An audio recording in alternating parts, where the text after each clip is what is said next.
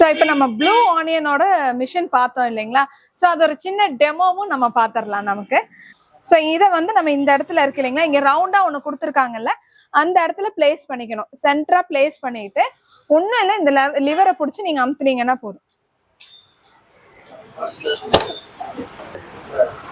Just இப்படி press பண்ணீங்க அப்படின்னா உங்களுக்கு இந்த டிசைனோட வந்துடும். சரிங்களா? இது எடுக்கும் போது இந்த சென்டர்ல இருக்கிறது இது வரைக்கும் நீங்க கொண்டு போய் வச்சு அமுத்தணும். ஸோ இது வந்து பாத்தீங்கன்னா உங்களுக்கு இப்படியே தாமரையோட பூ மாதிரியே உங்களுக்கு வந்து இதுல வந்து கட் பண்ணி கொடுத்துரும் உங்களுக்கு. ஸோ இது வந்து நீங்க இந்த சென்டர்ல இருக்கிறத நீங்க கத்தியால வச்சு கூட நீங்க எடுத்துக்கலாம். ஸோ இந்த மசாலாவை வந்து நீங்க டிப் பண்ணிட்டு அப்படியே நீங்க பொரிக்க வேண்டியதுதான். ஸோ இதுதான் வந்துட்டு உங்களுக்கு ப்ளூ மாண்டியன் கட்டிங் மிஷின்.